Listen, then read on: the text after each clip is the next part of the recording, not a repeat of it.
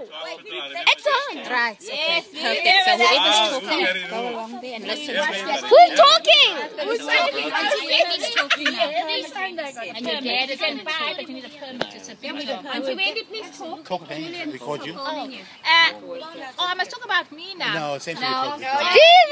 Jesus. Jesus. I'm talking about Jesus. We're talking about Dad. You see, no, Dad, it's Manuel. Oh, we're talking about Manuel. Before, your dad and Uncle Eugene used to get a lot of hidings from Grandpa. But because they were naughty, they weren't listening, they never used to do their work, and Grandpa used to come late when it's dark, when it's pitch black, and he used to wake them up and make them sweep and wash dishes and do all that. Cut the grass. And cut the grass. But when your daddy became a policeman, Dad was very happy because he had the law on his side. So then your daddy's shares went up from here and went, woo, boss is the policeman, the cop. And Bobos could do anything because he was the policeman. And especially when Dad got sick, when Bobos had to carry Dad, I think that was just the limit. That was the limit for Dad. Dad couldn't come to terms with that. He said it should be the other way around. It was, and now he can't have Bobos carrying him. Another thing he couldn't digest was Robert taking him to the toilet. He told me that killed him. Yeah, and Bob's carrying him killed him too. He's got this thing that the father must do, the sons must not do for the father. But he was very proud of those moments, I must say. He said, Bob's carried him down those stairs. Down those stairs. I don't know how Bob's managed. Bob's going to tell us how the way came. But We've got to share that story. Your father, we've got to move to your father now, because your father has got the perfect continuation of a story of how this heavy man became like a little Julian, stand back. So I need to turn around. Dad was a funny person. Here? He didn't show much emotion. Your point was talking, but I think he had love for everybody in different ways. Or when you came, your shares just went up. Then when you were gone, the next one shares went up like that. But if there was ever someone who stayed on the shares that stayed on the top, was Robert. Yeah, but I was never home. But that is the reason. That is the reason. We were all there with Dad, but there was always something special about Robert. Maybe that's why he and his wife was something important. When we went to Australia, we only saw the mullahs on the wall. Yes, like Dad. Who looked like Dad? I don't know what the connection was. Saw himself. He saw his father. Because maybe it was his eldest son. The eldest son. You know the old people like this eldest son thing. Yes, and Robert lived away a lot. Besides the color and all that. It looked like him and he was good. No, yeah, Robert couldn't do nothing How was wrong. Earl? Year and a half younger. Yes. How was Earl? This is just the little things that I got to know about Dad, and we should share. You think about it. Go good with bad.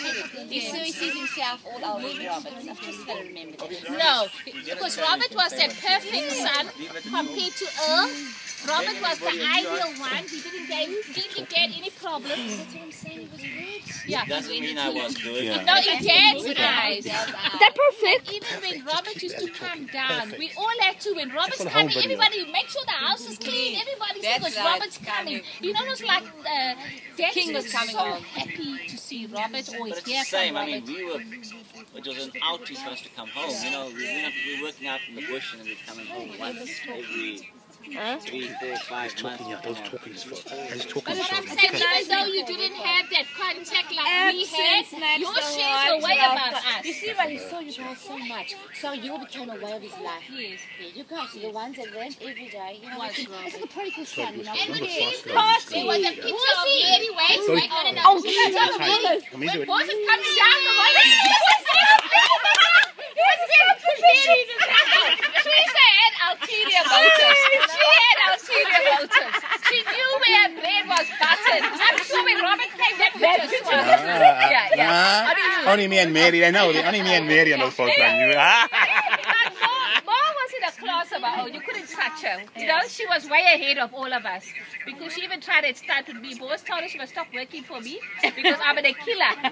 He said I was paying her. She said, Boss, I'm paying. So Boss says, how much am I paying? You pay the wages. She said, after Boss went, she said, don't listen to him. I'll continue. And you carry on paying his money. Nah, his mom died early now. Yeah. But what I'm saying That is, kept her happy. also Dad, if you gave Dad a gift, he was so appreciative, but he should put in that gold box. Even if you into that gold box. Look at that That gold box. I think you bought pajamas just before he died. He told me these are special pajamas. I don't think he even got into those PJs. He was so happy Robert bought him pajamas. Did he ask you for pajamas? I don't know. But he told me, Wendy, I got this for my son. I said, okay, forget what Wendy bought. You know what Wendy bought?